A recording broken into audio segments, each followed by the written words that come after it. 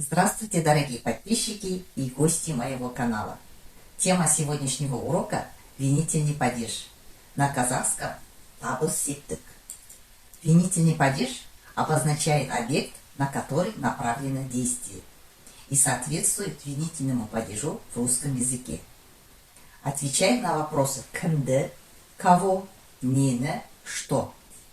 После гласных «и», «ю», после сонорных, а также после звонких «ж», «з» добавляем окончание «д», «д». Для глухих после «п», «в», «г», «д» добавляем окончание «т», «т». После гласных добавляем окончание «н», «н». После притяжательных окончаний третьего лица добавляем одну букву «н». Давайте посмотрим пример. Мұғалімді көрдің бе? Ты видел учителя? Здесь корень заканчивается на сонорный, поэтому добавляем окончание «д». Допты ал, бери мяч. Корень заканчивается на глухой, поэтому добавляем окончание «т». Қаланы көрсетті, показал город. Здесь корень заканчивается на гласный, поэтому добавляем окончание «н». В казахском языке окончание винительного падежа можно не добавлять, если предмету дается не особое значение. Например, нам тура. Турау – резать ножом. Қию или кесу – резать ножницами. В нашем случае режь хлеб. Без разницы какой. А если дома есть свежий хлеб и вчерашний хлеб, и мы хотим, чтобы человек резал именно сегодняшний свежий хлеб, тогда мы говорим «мынананды тура». Режь этот хлеб. Тогда винительный падеж обязательно надо добавлять. Мына лентаны қи. Винительный падеж обязательно надо добавлять в следующих случаях. Первое. Если предмет конкретизирован с помощью указательных местоимений. Например, осы қаламды ал, бери эту ручку.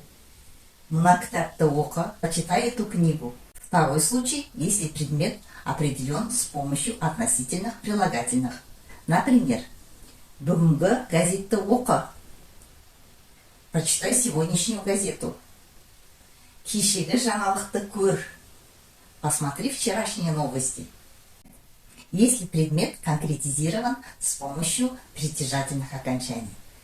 Например, дәптерімді бер, дай твою тетрадь. Есть притяжательное окончание «н», который показывает, что твоя тетрадь, и после них обязательно добавляем винительный падеж. Ақшаңызды алыңыз. Возьмите ваши деньги. Здесь «ныз» окончание вежливости, поэтому после него тоже добавляем винительный падеж. Винительный падеж ставится с именами собственными. Например, Асқарды шақыр. Асқа имя собственное, поэтому винительный падеж тоже добавляем. В казахском языке, если в предложении существуют однородные члены, тогда винительный падеж добавляем к последнему слову.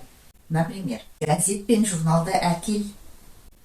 Принеси газету и журнал. Здесь газета и журнал однородные члены предложения, поэтому окончание винительного падежа добавляем только к последнему слову. Қалам мен дәптерді ал. Здесь то же самое. Қалам и дәптер однородные члены предложения, поэтому окончание винительного падежа добавляем к последнему слову. Это мы сегодняшний урок завершаем. Подписывайтесь на канал, ставьте лайки, пишите комментарии и до следующей встречи.